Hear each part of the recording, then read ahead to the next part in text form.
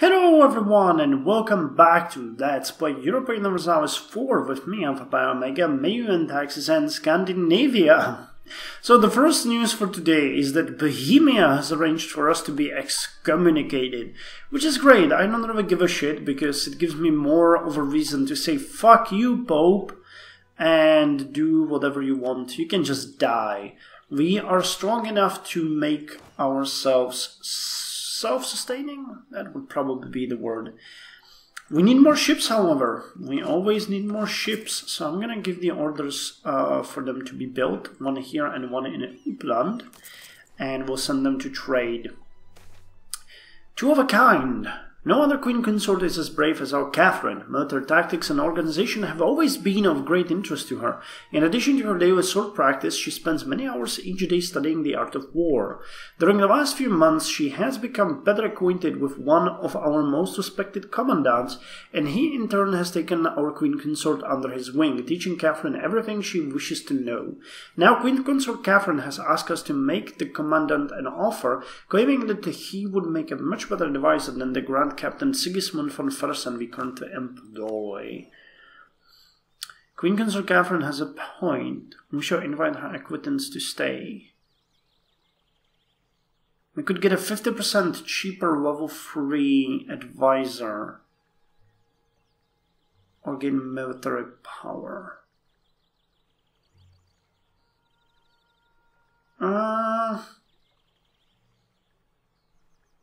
I think we could afford him, so yeah, let's get him. Where is he? Frederick. Here he is, Folkets. Okay, let's 67 gold, but hey, plus 3 military power is pretty good, I can say. Well, we can now get another technology, which is level 28 diplomatic technology called ship's logs. This will give us a global trade power 20% for the next 5 years. I actually think this is a bonus that we don't have right now, so we could see a big boost to our monthly balance. While ships could determine latitude by calculating the angle of the sun, it was difficult to determine how far a ship had traveled longitudinally. To begin with, a navigator had to know how fast the ship was moving. One solution to this problem came in 1577 with the introduction of the ship's log, a knotted rope in a setup that allowed sailors to count how many knots passed through their hand in a set amount of time. This told them how many knots the ship was traveling at, helping to establish where they were on the map. So we can now sabotage recruitment and gain a bonus to colonial range, naval morale, but also naval maintenance was increased. We could also get the light cannons, but I don't want to. We can now convert some of the provinces, but meh, reformation is spreading in the south, so let it, I don't really mind.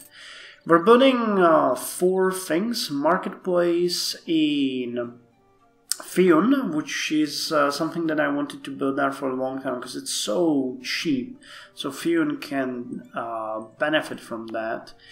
We're also building finally the roads in vast mainland, connecting Uppland to a road network that we're building here. We are building 3 extra ships for our fleet, which is now above 100 in capacity, and we could build an extra land unit. I'm actually thinking I will build cannons, because for a long time now I wanted to do that. So let's build the demi-cavalries. Once that's going to be done, I think I'm gonna leave this army as it is and support the army that we have in Finland. And I might actually move this army to Bergenhus and support it there. That actually make more sense, so we go to Bergenhus. As far as our colonies go, we are finishing the port, which will greatly lower the autonomy of Nunasivut. It's actually still going down, but this will cut the communication time by I don't know how much, it's just gonna be insane. And I have retracted the colonist from Beltuk because it had just insanely low chance. I'm gonna send it to here, to Takamkuk, where our units can get in, well, actually a month, but I believe that it would be a good idea to have those two provinces, and if any uprising happened, we could probably punish it before they destroy the province completely. So we'll see.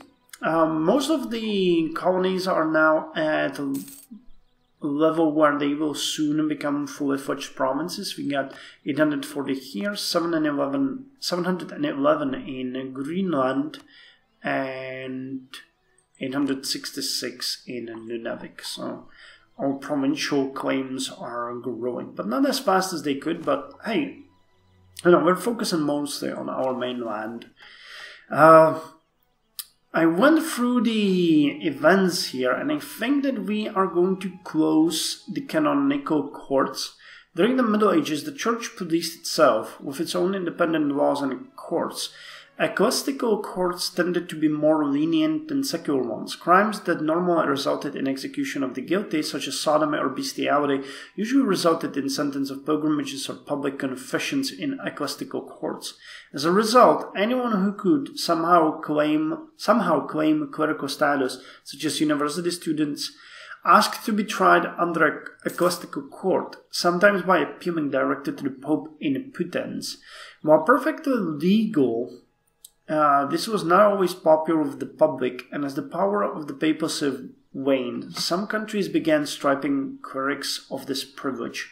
This decision will shield us from the ecclesiastical jurisdiction event. So yeah, that will give us the religious scandal for 3 years, but I'm gonna do it. Natives rising. Oh, okay, both of them rose at the same time. So that's why we saw that. Okay. And there was another event that I wanted to go with, and that was past the Witchcraft Act. In an era of a centralized justice system, witch hunts and mob lynchings were an embarrassment at best and a danger at worst. Although the hunts themselves were declared illegal, this did not stop mobs from forming during legal witch trials. The solution then was to declare the trials themselves illegal and to arrest anyone who accused someone else of being a witch. With that, the problem abruptly went away. So that will put us 5 towards secularism, but that's also what we want. And I think that's probably all I wanted for now. Yeah. Okay, the centralization is growing, that is fine. The technology we have dealt with, and honestly, we'll give a city's law court. Interesting. Well, we're catching up with the technology, actually more like leaving people behind in technology. In a direct conflict with the Commonwealth, for example, they are four levels behind us, which is a big difference. And Novgorod, well, military seems to be the one that's most recent in these countries. And Mamluks are doing really good in this game. I usually see them collapse completely. Oh, here are Bakhtria, for example. That one would be unable to do anything with us. How are the natives though? I never checked. 16, 16, 19.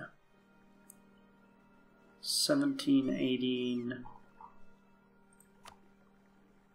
What you guys expanding?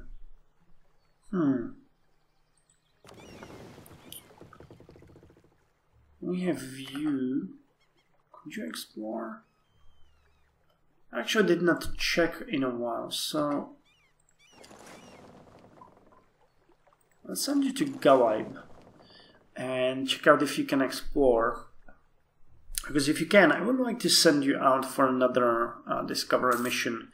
There are still a lot of places that we have not visited, even remotely, so... Scandal at the court. Fuck. Oh my god. Sometimes a scandal would erupt in the royal court and would upset monarch to the point where most diplomatic activity would come to a standstill until things quieted down a bit. take the blame and move on. Or bribe an advisor. Bribing an advisor suddenly seems like a good thing. Losing a stability here could be really bad, and we are getting closer and closer to the +3 stability. So let's bribe an advisor. Is there 26? Well, there probably is no way we can do... Fuck! I should have thought of that. I'm gonna have to take a loan.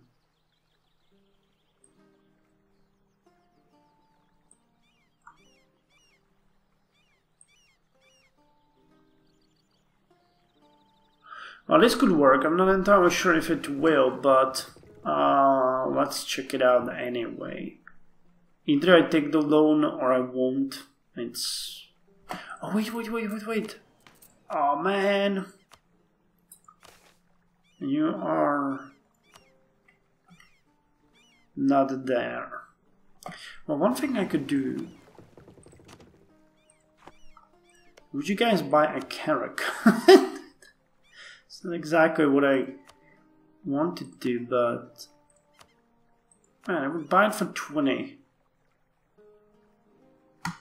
So let's sell them the carrack. And that fixes the problem for us. Okay, I don't want to take a loan that's that high. It would effectively screw us. No, you can't really go anywhere. So, okay, continue hunting the pirates in the North Sea.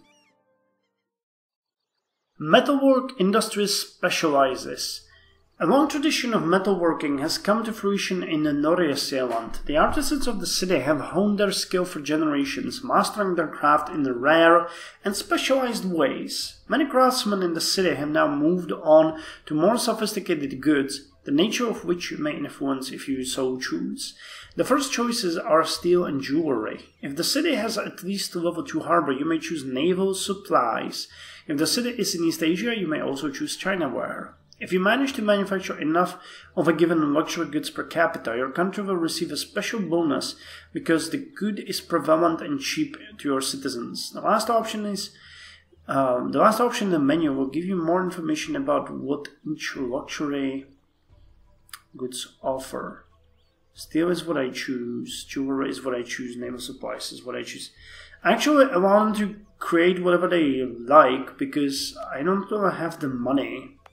So what did they choose? And they chose steel.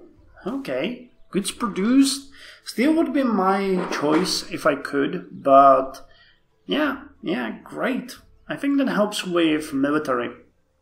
The ideas of the Protestant Reformation found fertile ground in nations such as Scandinavia. Many among the newly literate middle classes were eagerly reading the Bible in unofficial, often illegal translations. As they began debating theology, they were exposed to anti-Catholic tracts and cartoons that spread quickly via the printing press.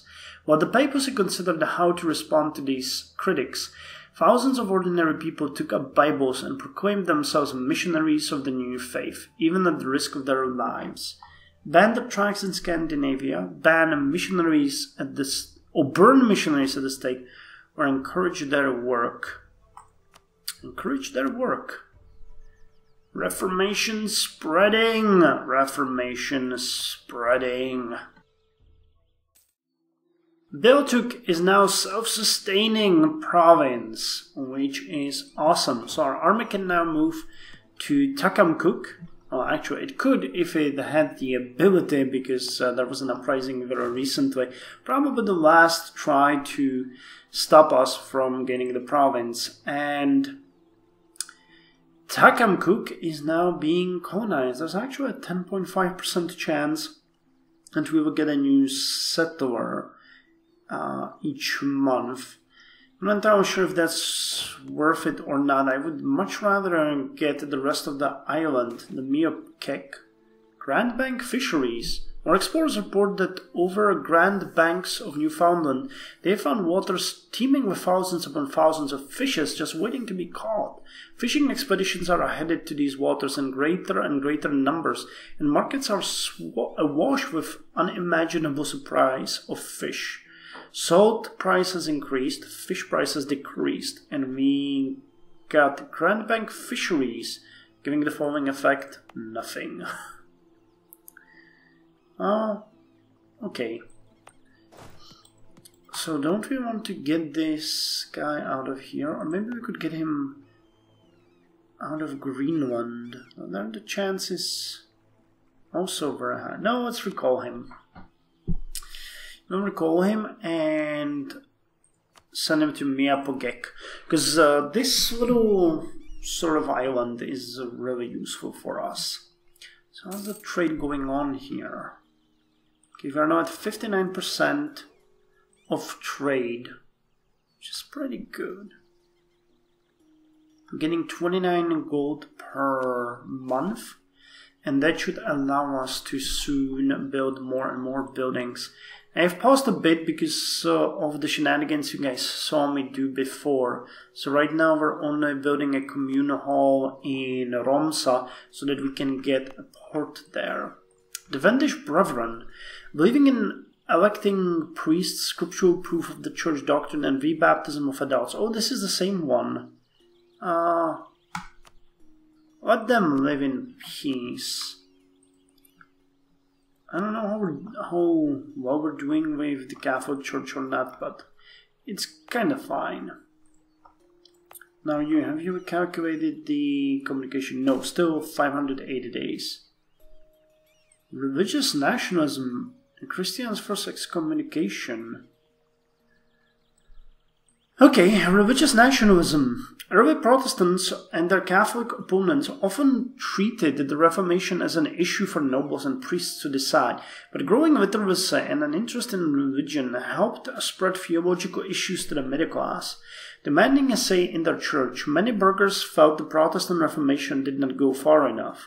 When a new subversive idea spread, priests elected by their parishioners the equality of all men under God, they were readily embraced by those who felt otherwise voiceless in society. This new Reformed faith became the cornerstone of opposition to central authority from many. Burn them at the stake. Fight this faith with words. 40 population will be converted to Reformed Christianity in effective provinces. So affect 11 provinces, 9 of which are Danish. Okay. Christians' first excommunication. The head of the Catholic faith in Scandinavia has begun feuding with the king. Openly critical of his policies, this religious leader has decided to use his ecclesiastical power against him. Our spies in his court report these and making plans to excommunicate him, declaring the king to be in divine disfavor and commanding the faithful to shun him. We've already been excommunicated. While his authority is still limited, it would cause problems for Christian first if this were to happen. Publicly repent our sins. Send the religious leader's gift to mollify him. Threaten the religious leader into backing down. Religious scandal for 4 years.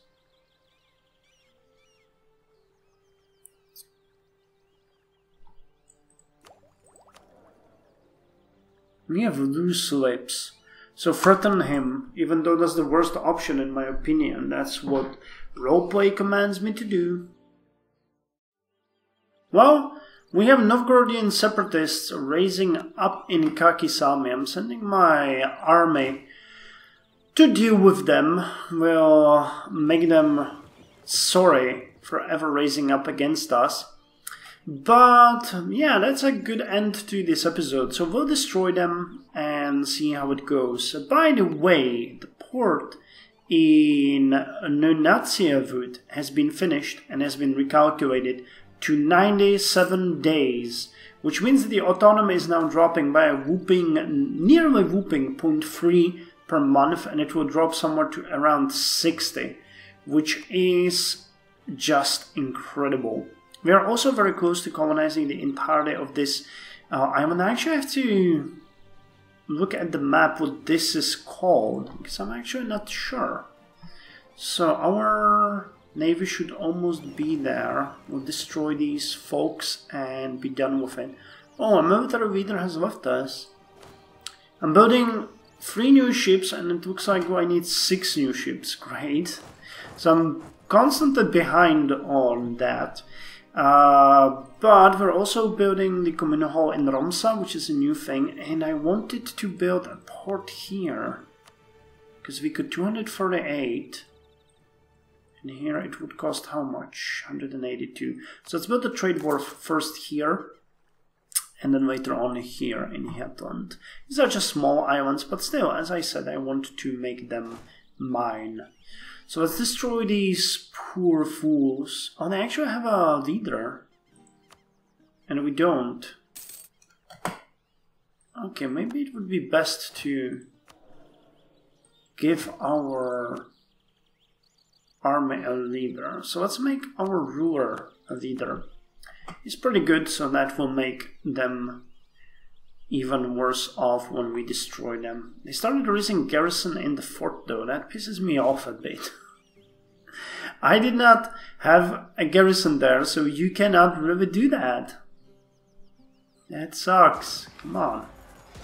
Okay, we started very well. No, morale is excessively low. Come on. Oh, please tell me you're joking. Yeah, we won. Okay, good. I was really afraid that we would lose that. That would be embarrassing as hell. But yeah, this is the state of Europe, and the year 1577, you can see the Reformation continuing. We have it here as well. And we also have some colonies in the New World, as you can see. Not only ours, but also Portugal and Spain is there. So, wait, what? Okay, that's exactly what I was hoping wouldn't happen. 9th of December. Oh man, it looks like they might be able to plunder it, yeah. Okay, my bad, but hey, the island is finished. So, on that note, I'm ending this episode and this session. I hope you had fun, and I'll see you next time with some more Europa Universalis IV, Scandinavia, and me, Alfapiomega. So till then, you guys take care.